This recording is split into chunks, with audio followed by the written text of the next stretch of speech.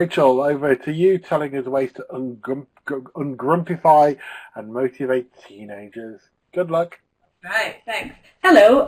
So I think first things first, just need to remember to check the timetable in future and possibly not follow the plenary speaker for my first ever online conference. But there we go. That was a great chat by Vanessa. So I'm absolutely not going to be offended if people need to leave now.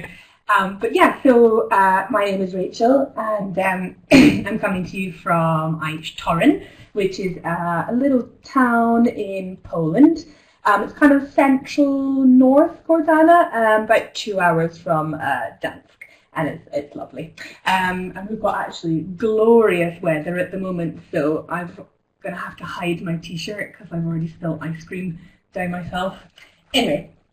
So I thought today I'd have a little chat to you about motivating teenagers, those grumpy little people that we encounter most days.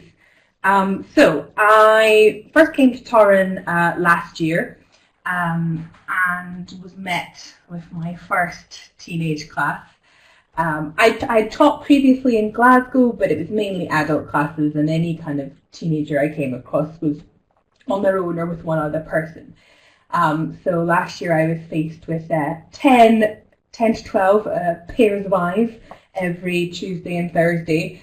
And basically when I first started, this was my impression of my teenage class. I was pretty convinced that they hated me, my accent, my clothes, honestly, just convinced that we would never be friends. I was pretty sure that they didn't want to be there and didn't want to listen to anything I said. A few weeks went by and I was like, oh God, I'm going to have to do something about this. So I went to my senior teacher, the big Richard Lacey, a little name drop there for you, and I asked him to give us an input session. I was like, I can't do this anymore. I'm not sure this is for me. And being the kind soul that he is, he did. He gave us a nice development session because here in Torun we have development sessions once a week. So he gave us some ideas of how to motivate teenagers, and since then, this has been my life. I'm joking. It's not like that. I'm pretty much the only High School Musical fan, I think, in Poland.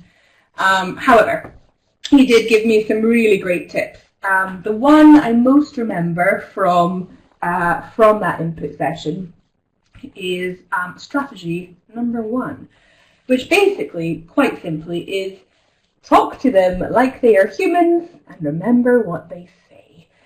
This has made an unbelievable difference to the way I teach teenagers.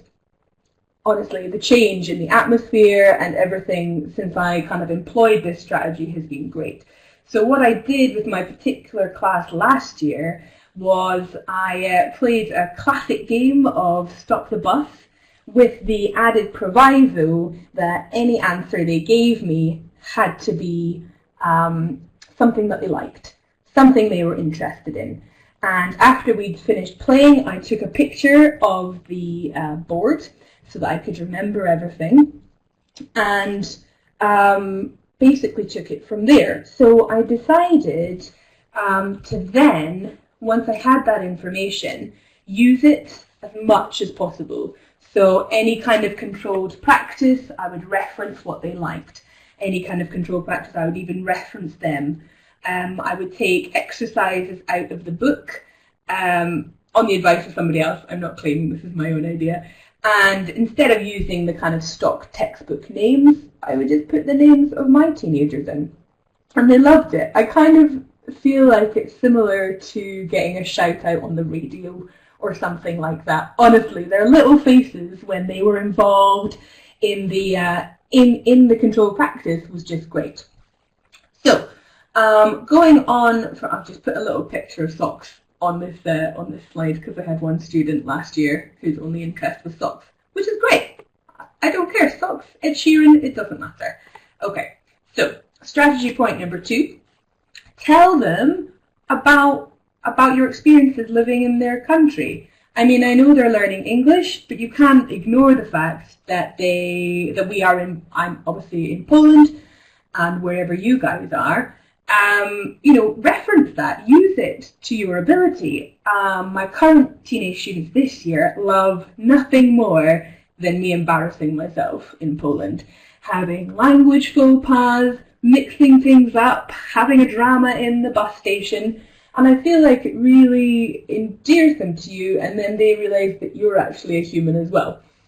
So I also, with my upper students, talk to them about my Polish lessons at the start of class. I have a Polish lesson on a Friday, so on the following Tuesday, they ask me what I learned. I tell them, and more often than not, they help me with my pronunciation and have a good laugh. But I feel like it really sets the tone for the rest of the class. I'm not fussed about kind of getting things wrong, embarrassing myself. So then, later on, they're not bothered either. They also really enjoy me talking about younger students. I have 6 and 7-year-olds, and they love the stories of that, because that was them one day. It's like a reference for them. They understand, and I think they find the idea of me trying to cope with these tiny humans hilarious. So I kind of take that from there. Also, if your students give you recommendations, and you actually follow through on them, tell them, because I think they kind of don't, I think they believe that maybe we just ask these questions for fun to make conversation.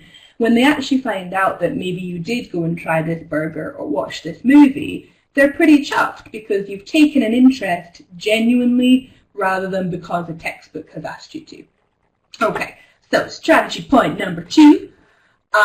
Be consistent and fair with discipline. What I learned from last year and have implemented this year is, start it from the beginning, the very first lesson. Don't try and, be their friend in the first lesson. You've just got to start it from the beginning. I'm not sure if any of you saw my boss's presentation about what kind of discipline we use here, but it's a point system, and I kind of implemented that from the very beginning, which I find which sets the tone and standardized for the rest of the class, so everybody knows what's going on. So just following on from that, make the discipline system about you. So we use this system called the point slider, and every class is in a competition with each other, and whoever gets the most points wins pizza. So what I've done with this class is I'm like, yeah, this is about you, but it's also about me and my ongoing competition with the other teachers. Kind of making the connection between their attitude and behavior in class and you, okay, rather than just you telling them off all the time. And they really enjoy that because they kind of enjoy the fact that we're doing it together, trying to get something, an achievable goal together, me and them. Yes, Gordana, it's all about me. It's all about the teachers. No, it's kind of like trying to link you and them together. So my little last strategy is to do a needs analysis more than once. So I did a needs analysis with my upper teens this year, right at the start. Made a big grid, took pictures, and have kind of developed that. But then a few weeks ago, I decided to do another one just to kind of gauge where they were in the year. And it turned out that they actually really wanted to have a kind of FCE style lesson because that's the level they'll be going to next year. And it turned out they were actually kind of a bit nervous and worried about what FCE might hold. So they asked me to kind of show them, talk them through the paper, and kind of clear up a few of their concerns. So I did a kind of FCE style lesson, and now they feel a lot better, which is great going into next year. So do the needs analysis and then actually kind of follow up on it. I know I've been guilty in the past of kind of being like, what do you need? What do you want from class? And then being like, well, that's great, but this is my plan. Whereas this year I've done the needs analysis and then very much acted on it, which I feel like has really improved students' motivation because they feel like I've listened to what they've said and used it to help them. So yeah, and last but not least, I do really think and believe that you shouldn't be doing anything just for no reason. You know, these teenagers, they're smart enough to see through activities. They're smart enough to kind of think, why am I doing this? So as long as they can see the worth, I think you've got them. So yeah, so there we go. I'm just going to read some of these little comments. Teens easily confuse a cool teacher with a good one.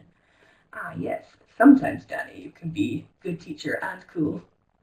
I'm joking, I'm really not very cool at all. So there we go. That is my little guide, my little stories and experiences. Respect and encourage their opinions. Yeah, Yolandi, exactly. That's what I felt has made the biggest difference this year. You know, encourage their opinions, talk to them about it, occasionally challenge their opinions, but allow them to challenge your opinions too, and then make sure you just kind of listen to what they say. So I hope very much that you enjoy the rest of the conference, and if there's any more questions, I'm happy to take them. But otherwise, thank you very much, Rachel. Did you enjoy your first presentation in a conference? I'll tap